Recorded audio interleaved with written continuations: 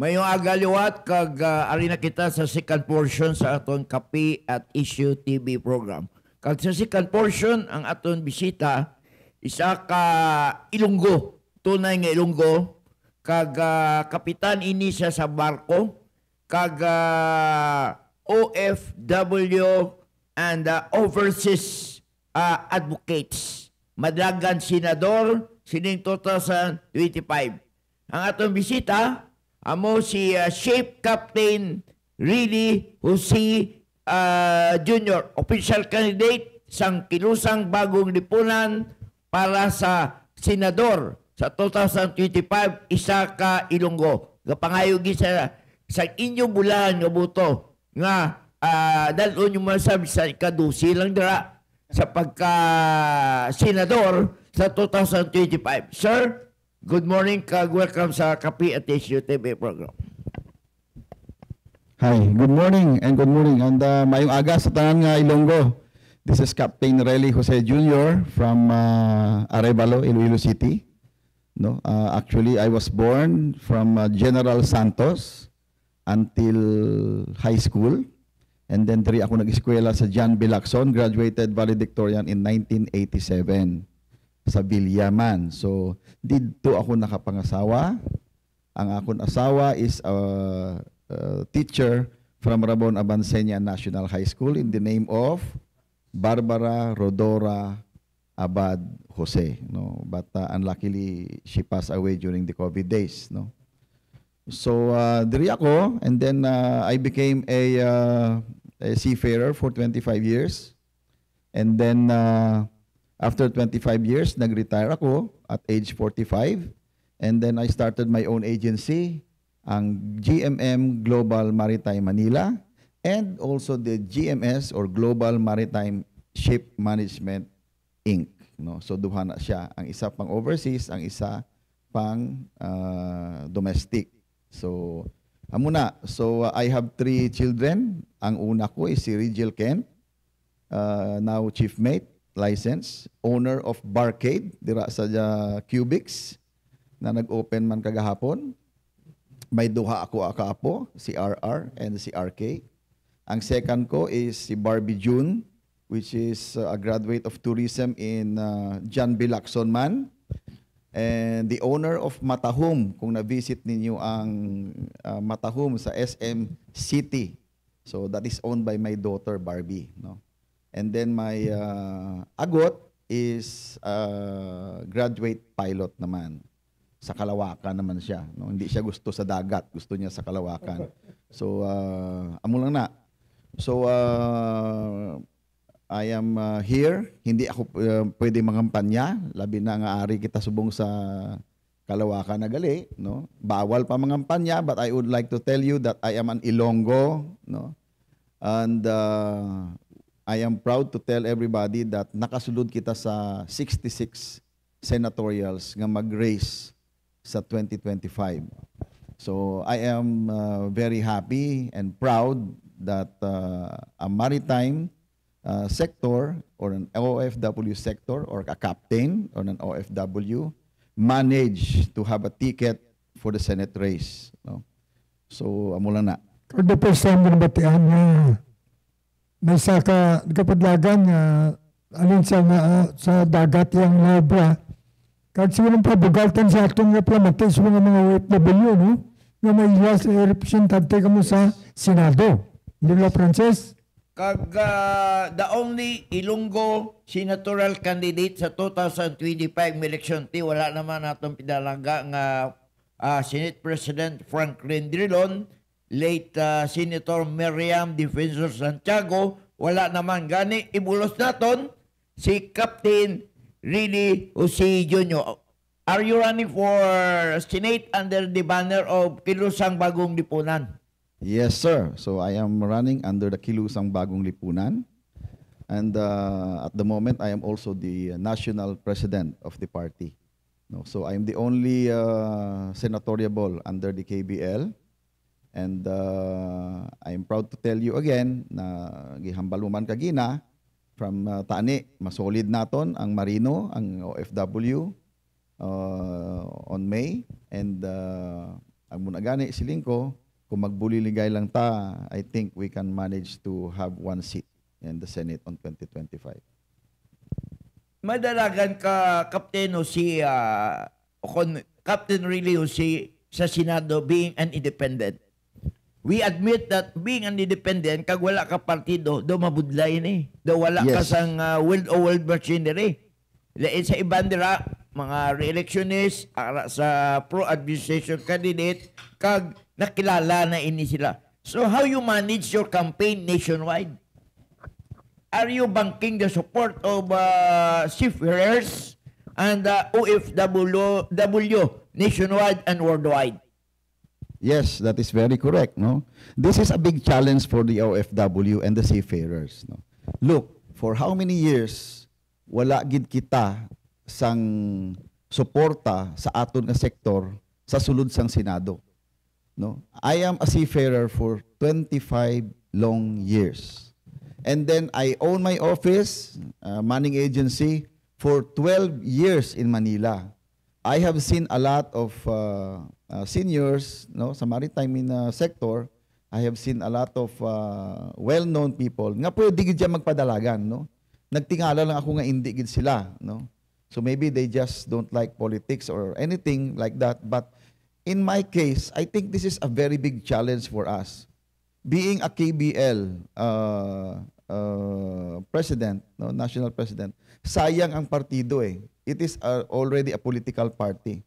I tried my best to file my candidacy under the KBL to prove to all the people, no, sa tanan nga ang KBL is existing. The KBL is a political party. And KBL, with all our might, himo namon ang tanan nga amon nga makaya nga ma-confirm sila kag ma-maintain sila sa level kung diin sila sang una tani, no. KBL is very famous during the Marcos senior time in the 1978 until 1987, no. So I think you know what happens that time, no. Pag hindi na dyan siguro ang dinalantaw natin nga partido nga ikaw ka representar, kundi isa ka Ilonggo nga nag-entrada sa Senado nga kampanyanay. Pabugal naman natin nga may representante kita nga Ilonggo. Dapat dako nga bagay para sa aton. So, tsagaan tanay ni sing acknowledgement na kalalantaw si Musbong. Yes, yes, of course. Shout out na kay Rex. Ray Jimenea. Mark Jimenea pagit. O, daman parente ni. Relen Mahinay. Maria Flores. Ayan Cortez. Makoy Siles. Marie Besueno. Tess Seringan. Meliesa Guerrero. Ronnie Gonzaga. Topper Ocaña. And Ace Banson. Also to Ann Jimenea and Peter Gicoy. Nicole Kaigoy, who was watching us our program now. Okay. So, ano ang eleksyon natin sa Senado? By name o number? By number, yeah. And of course, by name. And I heard, no, sa Manila, siling nila sa panahon subong, sa this time, on 2025 election, may picture na daw. Ambot kung ano na katuod, sa Comelec, may picture na, may ngalan, kag may number. Nan. Anong number mo, sir? My number is 32. 32. 32, no? So, Jose ang ako na apelyido. Hindi ka mo magsala sa ngalan ko, kaya ang akong ngalan Israeli, ang apelyido ko, Jose, no? So, my mom is from Yagao, and my father is from Giginto, Bulacan. Importante, Ilonggo Yes. Why kita sang representante dito? Masih kita nga taga-Ruwas, taga-Negros, taga-Antique, pagabot sa ibang lugar, tawag na Ilonggo, Magyapon. Yes. So, dapat may ipabugal na itong mayara kita sa representasyon sa Senado. Thank you for running sa mga kayo nabitar taman. Ang lantaw ito namin mo, FW na ito. Kakampanyahan na natin itong nitibo ng kandidato. Just. Well, Captain Riliosi, mamangkot kita bala, party sa kilusang bagong lipunan political party, ang status subong. Kaya nabalo natin KBL, famous and popular the pro-administration of late Ferdinand Marcos Sr. Pag dula sa mga Marcos, napungko si Cory until now, may mga ang inkibil aragapon ang nagbulos natada naton si Attorney Salvador Panelo nga subong former Presidential Legal Counsel ni Digong, araman si Attorney Vicente Milola, pero doon nakaladula nila subong mga nagbulos sa kay Ferdinand Marcos nga manginig sa KBL. Ano inyong mga national setup? Being a national president, sino subong ang mga sa inyo organizational chart? Very active pa ni bala ang KBL subong, sir? Super active and very active kami. You can visit our website www.kilusangbagonglipunan.com. Makita nyo dito tanan ng amon nga setup sang amon governing council from top to bottom, from municipal hasta sa mga barangay levels. May ara kita tabo dira. So don't worry, KBL is still there. KBL is existing, and I still believe that KBL is one of the biggest and strongest political party in the Philippines. Galing amo na gani kaginaging hambal ni aton board member nga sa politics, no, makita mo man gasaylo-saylo na sila, pero palariho man na sila sang advocacies, no. Gabululiganay na sila pirmi basta matapos lang ang eleksyon, no. Election campaign period nagakontrahanay na sila, pero after that miguhay naman na sila liwat, no. So liwaton ko, ang KBL is still here. KBL is very active, and KBL has full force with all the officers, no. Again, please visit our website www.kilusangbagonglipunan.com. Makita nyo tanan. As far as KBL is concerned, amoy siya ang pro-administration party during Marcos Senior time. Pero daw gipabayaan, subong niya ni President Bongbong Marcos, nagsaylo siya sa Partido Federal ng Pilipinas, ginpabayaan niya ang partido sang iya amay sang una. Inibla ang activate sang KBL subong, ano amambal ni PBBM kag are you communicating sa kay PBBM about sining KBL subong nga amoy ni ang famous kag popular kag beloved pro-administration party sang yamay sang una? Well, I believe, no, kasi sang last election ang gingdala ni PBBM is ang Partido Federal, no. So I believe he knows the KBL is still here. Siguro sa sobra ka busy, hindi niya pa kita na-connect, no? Pero ara man sila Ma'am Amy, ara sila Sir Sandro.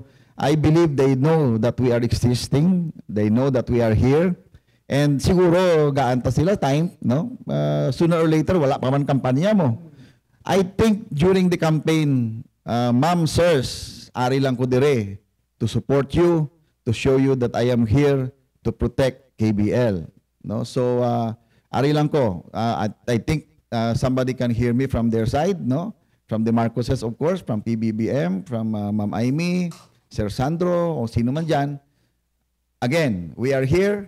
Hindi pa man nag-umpisa ang campaign, bawal pa mga kampanya, but at least we are here to tell everybody that KBL is existing. We are here to support, and I am here running for senator under this flag.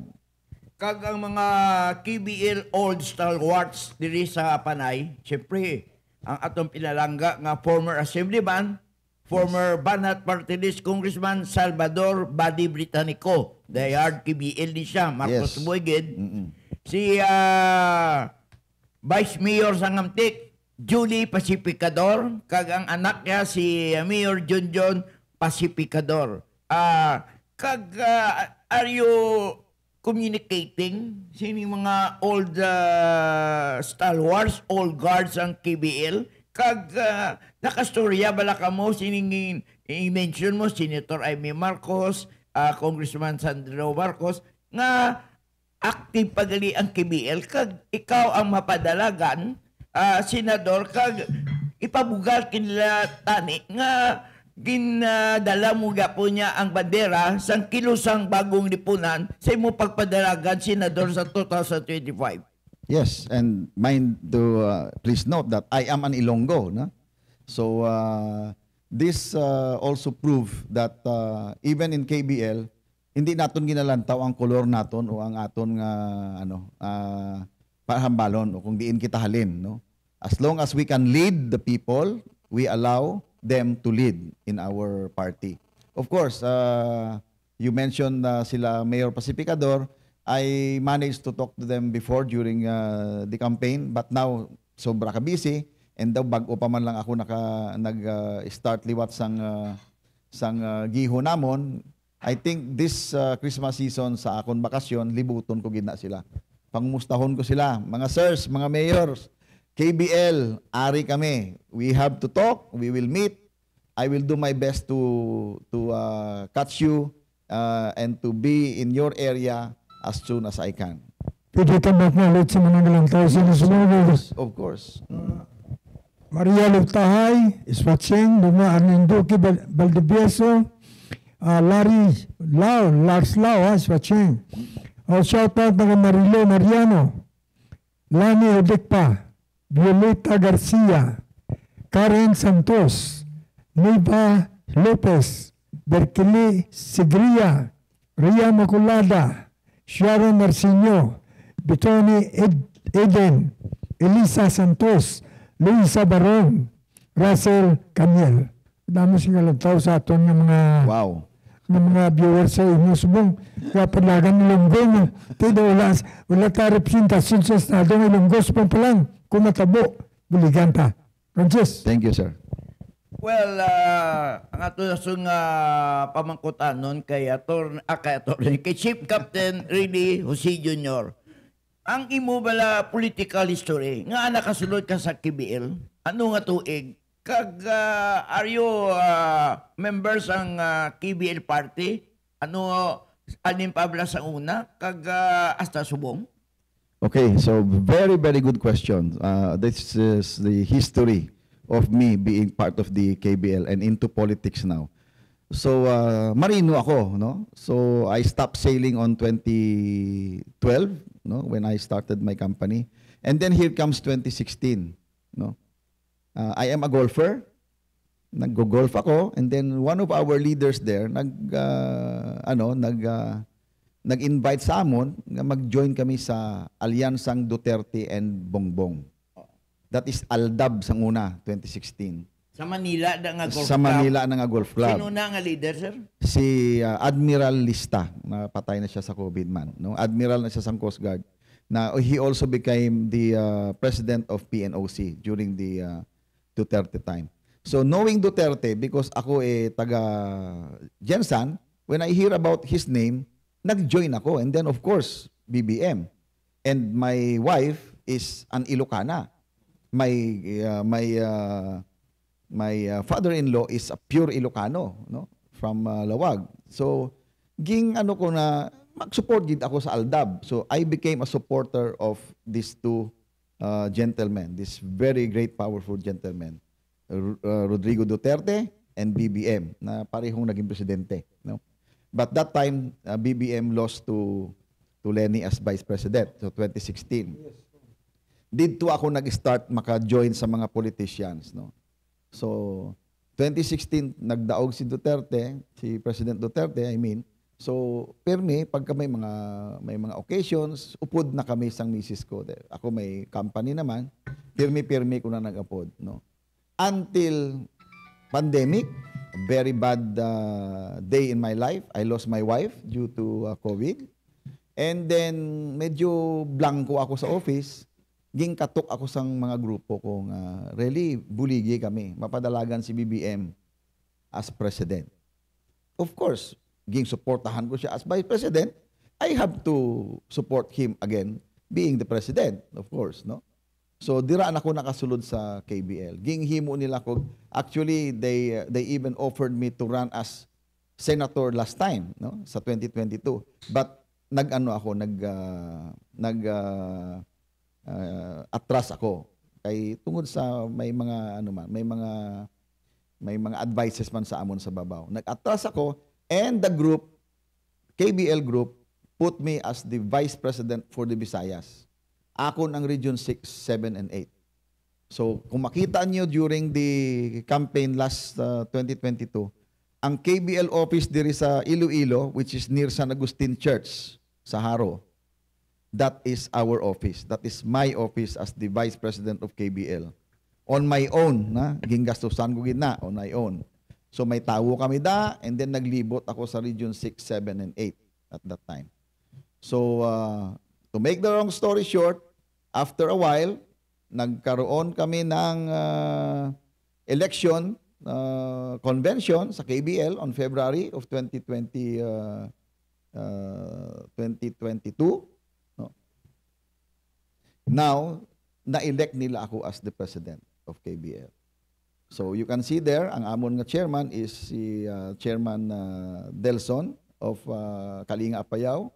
Ang amon vice chairman is the ex-mayor of Parañaque, who is the ASEC DILG now, ASEC Bernabe, yes, and then they chose me as the president.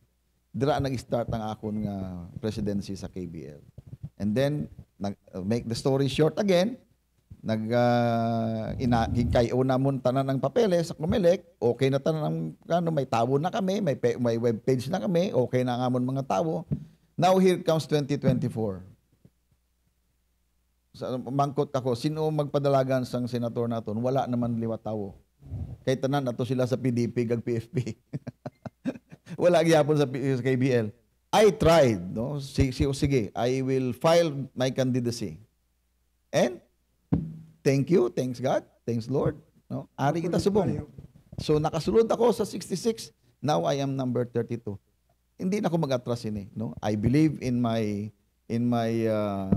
people, no? Sa Ilonggo, Region 6, 7, 8 nga nalibot ko during that time. I believe in the people who can assist me and help me. The seafarers, ara ko, no? Mga seafarers, ari na kita subong, no? This is our time to have our own voice in the Senate. This is the first time we will have a captain or a mariner or a seafarer nga nakasulod, Ilonggo, sa Senate race. OFW, the same. Wala pa kita OFW nga nagkasulod sa Senate race. Again, OFW, this is our time. Amon agani, kung makita ninyo ang akon nga mga kalendaryo, Marine OFW na, kay Marino OFW.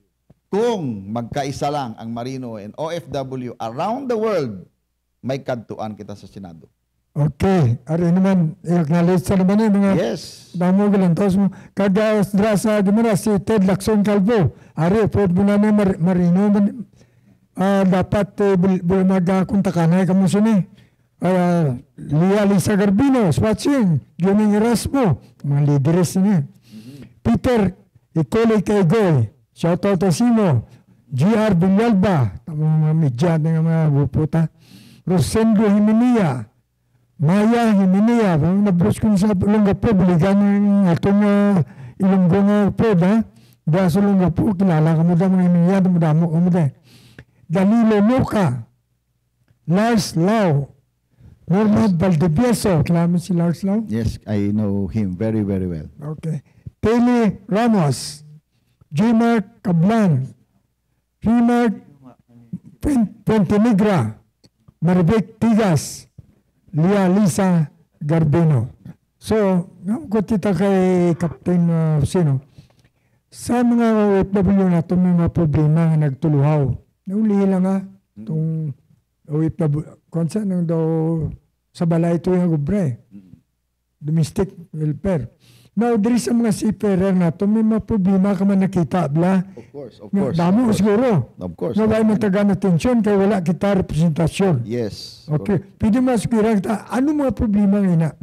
Kaya saan sa unahan ko na diri, ang nakita ko yung problema, kadamo kita sa seafarer na hindi makasakay kay kadamo sa na-require sila mga dog na gina-pressure pa sila sa atong gobyerno nga dog na pabudlayan sa ano yung pagtanaw mo be kag ibang mga problema nga nakita mo nga dapat mo tagaan atensyon kung at pananglitan Ara ka na sa Senado. Okay, mag-posting ako.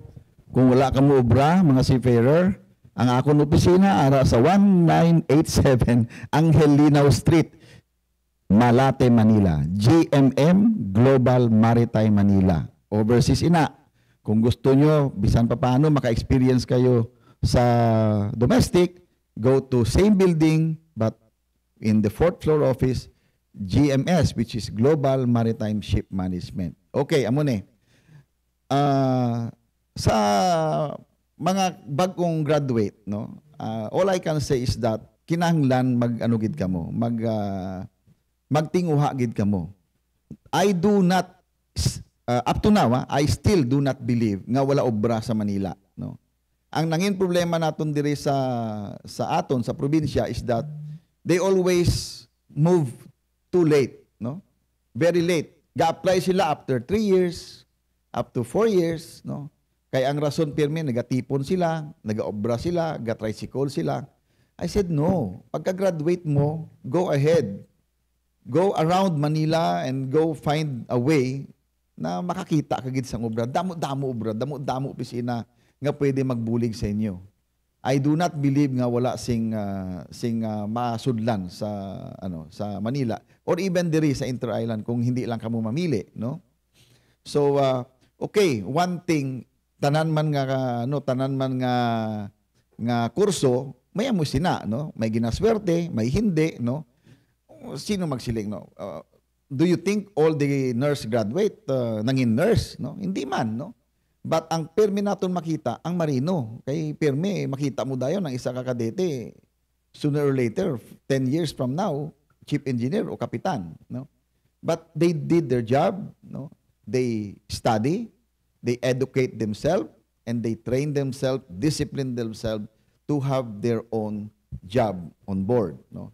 Sa mga OFWs naman, same lang sa amon nga mga seafarers, kinahanglan lang naton ang proper training and education. Madamo nga mga OFWs ang nagkakadisgrasya kay pag-abot sa guwa, gasaylo-saylo sila, no? Which is diri pa lang ginahambal na ina nga bawal, no? Bawal ina mag-marketing kamo to sa iban nga magkadto kamo diri ang kontrata mo masaylo ka sa piyak, masaylo ka sa biyak. And then may matabo sa imo manawag ka sang bulig sang gobyerno, no? I do not want to push hambalan ko ang OFW nga sala nyo gidna, no? But kinahanglan you have to learn from the roots nga amuni ang batas dira hindi nyo dapat paghimuon ang mga bawal. Labi na sa Saudi for example, no? Very very strict dira, no? So hindi kamo magbaton sa mga contracts nga hindi sakto sa inyo, no? May mga kontrata na pag-abot dito sa let's say iban nga lugar, no? Europe, no? Damo da nga lugar nga pag-abot dito sa Europe wala ka mo obra. You have to be very very careful. May mga tricks dira or may mga ways dira kung paano makita nga ang obra nga dapat kaptan ninyo or makuha ninyo is legal. Okay? Ara pagidong kasaga sinulod lang. Iba Domingo Sudario from Malaysia. Wow. Ma'am Eva, hello. OFW na tayo sa Senate. Jojo Daldulao, Jolens Latris, Sibenel Tan, Raquel Castro, Mark de la Cruz, Beata Obsioma, Salvador Arivalo Jr., Ayan Gonzales, Aguido Gaparon, Coson Oliviera, Ayan Dahite, and Josepina Hilmo. Kadamo sa kalantaos mo ng mga Ilonggo. So, ang sa mga advice sa ato ng mga graduate, magsige po dapat isima na rin manani sila kung magkatusi mo. Ano yung ahinsya kabla nga ginapagtigan magkasakay ini mga apply? Sorry, can you repeat that? May agency ikaw to facilitate sa mga mag-apply? Yes. I have my own agency, the GMM Global Maritime Manila. Kung ma-check ninyo, ara sa amon ang amon website, www.gmmanila.com. Ano ma-advise mo sa mga fresh graduate ba sa bago lang graduar, no? Anong advice mo sila nga sundo nila na antes sila magkadto sa opisina? Yes, before nga magkadto ka sa Manila or even sa office ko, for example, dapat kompleto ang inyong nga documents, no? Ang inyong transcript of record naka-ready na, ang inyong passport, may ara ka na seaman's book, and then may ara ka na mga trainings. No? Basic trainings lang, kompleto na ninyo na. So, ang worry ko pagid nga nagakatabo sina, pag abot sa Manila, pag may mga trainings nga pakuha sa inyo, kuha ka lang ninyo. Kay man may iban nga mga principals who needs this and this type of training, kuhaon nyo para makasakay ka mo. So sa amon hindi man masyado ang ka-strict ang nakuha ko nga principals, but we have to follow kung anong gusto nila, no. Bawat principal lain-lain ang ginapangita nga trainings or levels ng training.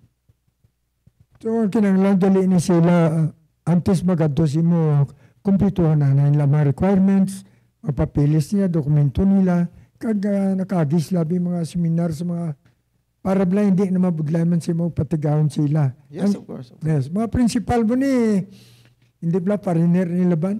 Yes. Anong bintasang seaman si Ferrer abigay ang sa gobra sa takas ikumparar mo sa si Ferrer sa mga seaman, anong diferensya sa sweldo anay? The reality is we are paid well, no? But why we are paid well? Because we really sacrifice ourselves, no? Grabe nga sakripisyo ina. Layo ka sa pamilya, no? Ang alon, ang lamig, init, tanan, no? So ang apat lang tong factors, grabe na ang control na sa imong nga mind, no, and spirit, dapat isog agad. Okay lang subong, no, during our days 1980s 90s wala pa Facebook, no, wala pa cellphone, tanan kami sang una sulat lang. You can imagine kung pila ka bulan ka bago makakuha sang isa lang ka sulat, no. Kung nagbata misis mo pagkakuha mo sang sulat at nagalakat ng bata, no, amuna ka budlay, amuna nga why we are paid really well, because amo na gani may sakripisyo man nga katapat, no. Kaysa si Ferrer subunabi nga magagi man sa subong sila problema, anong advice mo nila kaya ginaway mo nila di homesick versus dollar mo? Anong advice mo sila ba? One of the advice nga hindi ka mo magnubya sang mga nga mga hindi ka mo pagpalakton, no. So dapat gid pag siman ka dapat ang nubya mo ready, no, nga buyan ka. It happens to me one time, reality ini, real story. Sa company ko, may isa kasiman, fresh graduate, nagkadete sa akon for 3-4 months, no, nagkadet, no, nagbalik-balik, nag-report. Ari na, ging palakat, nakalakat siya by chance na gaan siya sang chance nga makalakat, no. First stopover is Taiwan. Taiwan lang. One day, request siya magpuli. One day. Ging istorya sa mga tao ko, sa mga staff ko, nga hindi ka magpuli, hasta nga nag-HBI na lang to sila, gusto niya magpuli. Nakaabot na sa akon, ako tag-iya ako presidente. Ako na nag-istorya sa bata, siling ko to, hindi ka magpuli kay breach of contract ikaw, no. Isa ka palang dakadlaw nga ano gidyang rason mo magpuli. Nagbusong daw ang iyanubya, no. Wala daw siya kabalo nga gabusong iyanubya. Pag abot niya to sa Taiwan, one day pa lang, nabalaan niya nga gabusong. Sinong tatay, sir? Siya man guro. Galing, amo na ang point, no? So, amo na ang mga stories nga kinanglan mo bantayan, no? So, what can I do with that kind of, papulion mo gid. Ang worry ko sina, kung hindi mo siya pagpulion, pero sahol mo siya nga magdiretso sa sunod nga biyahe, pasi lumumpat na sa dagat karon. Rason nga ako pa magpanabat sina, no? So no choice, puli siya, loss na mon. Ano ibayad niya? Bisan kasuhan mo pa to, ano ibayad niya? Kay kadete na, no? Wala gid, perdita. Tipo na kay Princess, doon sa malakat sa Saudi Arabia. Sambal sa misis niya, tis kilakat ka, pero basta kadapon, puli ka lang. Daw budlay na nga istorya. Oo, budlay na. Oo. Muna ko may ng asawa mo, ito yung mabudlay. Isa mo na, din ang balanta diyan, umsek versus dollar. Uli ako ngayon ng pangabuhi, ito sacrifice mo ng asawa sinublang luyag ang layo. You ay sacrifice ang isa ka OFW or seafarers. Grabe ka sakripisyo ina. Oo. So I advise sa mga nakasakay man, no? Have your goal, no? Kinanglan may goal kita. Kung let's say nag-start kita at age 20, nagsakay, may goal kita. Saan ako mag-retire, no? May goal ka 40, 45, 50. You must have a goal. Do not wait until you reach 60 and hindi ka na pagbatunon sa opisina mo. And then lantaw mo sa likod mo, wala ka pasing natipunan, masakit ina. No? Masakit. So, sobra kasakit ina. So, you can realize nga, pag wala ka na, reality talks, pag wala ka na kwarta, way ka na sang parinte na masakit ina. Pag wala na kita kwarta, way na ta parinte. So, you have to be very careful of your family. You have to be very careful of yourself. You have to learn to do your finances, no? Maghimo ka mo sa negosyo mo nga in case mag-stop ka man, may ara ka mo pakuwaan daily sang imo pamilya. Ano na, advice ko na sa inyo. Ari naman, fans ta ni siguro mo na mabuto. Siguro damo, naging mo? Bow. Ma-shoutout ta kay Ray Shudina. Bawa punta ni sa media man. Amo mga media makapanyas yung di. Jen Lerona, Kimson Odero, Aurelia Azana, Penilop Contreras, Mike Molino, Maribel Ibanez, Wilma Figueroa, Gilmafin Vicente, Lenida Gayuso, Valentino Padigos, Nestor Disabili, Princess Kasipli. Kadamo singalan tao sa imo sa mga Ilonggo. Kadamo no pila ni kapidjes. Siguro do tayo pagiging ko kampanya. Kapag mo kuha mo si Princess, basta mo pagiging sing parente dre. Buligan ka lang, buligan tayo Ilonggo eh. Ni guro luyag mo ni bululig simong talawag subong. Ay lang tao. Ato yung mga bayan naman sila sang ibo napayo sa bulig sila. Pasalamatan mo sila ganang tao si Muslim. Yes, yes. Thank you very much for that. This is really a very, very good and best challenge sa tanan naton nga sa aton nga Ilonggo, no. A very good challenge for us na accepted naton na kinanglan daw unta, no. OFWs, challenge naton ini. Seafarers, amo na ni iman ang challenge naton. Liwaton ko, amo na ni ang ticket naton pakadto sa Senado. Do not waste the opportunity. We must not lose this opportunity. I heard many OFWs who tried, no, even this 2025 elections, nagtry gid sila nga magsulod pero hindi gid sila natagaan natagaan sang ticket nga makapadalagan, no. So I feel sorry for them, but the reality is at least may ara kita isa subong. So it is Captain Relly Jose Jr. ang nakasulod, buligan ta lang, no. Kung hindi nyo pa ako kilala, then kilalanon nyo ko, ara man ang Facebook ko, ara man ang Google. Ara man ang amon website, ara ang Kilusang Bagong Lipunan, ara ang GMM, Coast Guard man ako, Eagles man ako, Rotarian man ako, Lions, no. So you can search in the Facebook, you can search in the Google. Wala ako gapanago, ara dana tanan ng akon nga documents, ara ang cellphone number ko, ara ang email ko, tanan ara. Just send me a question kung may gusto may mangkot sa akon, or kung sino gusto man magsakay, no, i-plug ko na lang, ara man ang akon number, ara ang akon nga email ad. Just give me a shout, no. Balo kung ako lang tao, kung mabugos ng Ilonggo, magbulig si mga daog ka, you will have a place in Senate. Yes. Kahit bilang disiri sa aton, hindi lang trila nga Ilonggo. Pag-abot sa Mindanao, kadamo sa Ilonggo. Yes, and remember that I am from General Santos City. Yes, oh. I can speak Bisaya, no? And of course, Ilonggo and Karaya. O sa Luzon, kadamo sa mga Ilonggo, gid, everywhere. Bisan sa Canada, bisan sa Japan, Yes. sa US, damo sa mga Ilonggo. Yes, yes. Buligan na lang sa ibang pagid ng mga rasa, mga Tagalog, mga bal natin sa Ilocano, may dugo ka man sa Ilocano. Kung buligan tayo ni tanan, we will have a representation in Yes, Senate. yes, yes. Dako ini nga bagay. So, dumdumon yung ngalan na Captain Riley Jose. Yes. Number 32. 32. Sa linya sang Senado. Now, may I ask your parting words sa aton mga butante? Dahil lang may pamangpukot pa ko, no, Peter. Sige, Francis. Ang aton commission election, ining kumilik, natapos ang pag-scrutinize Yes. sa ining mga nuisance candidate.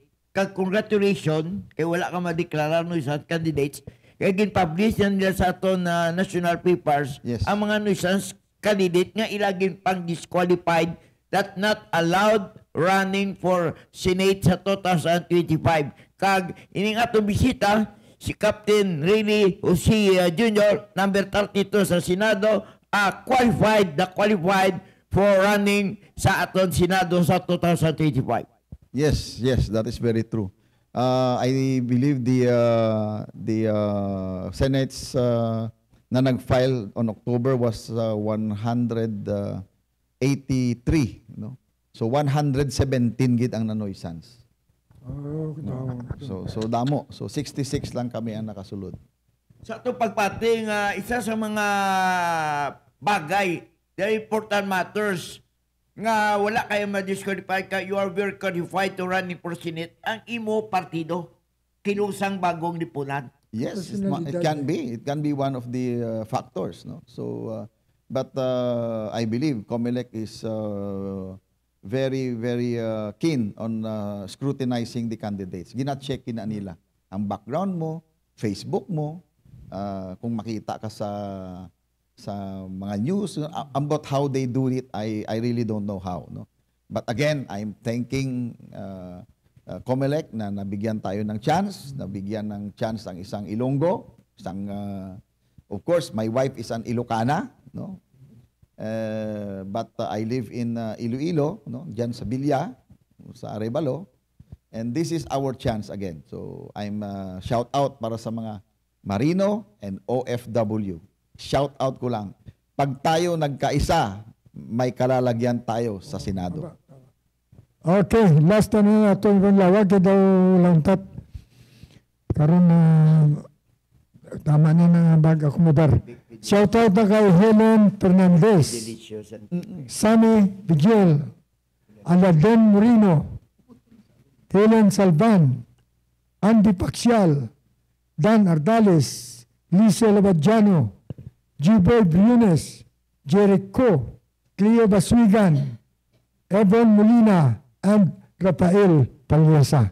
Kanamda mo sa atong supporters sa nga programa nga may nagapadlagan ng Ilonggo. And we are very thankful sa inyong pagpartisipar. Thank you very much. Rekomendar ko lang ato niya upod bisita de ang Ilonggo. Captain Riley Jose. Thank you very much, sir. Thank you.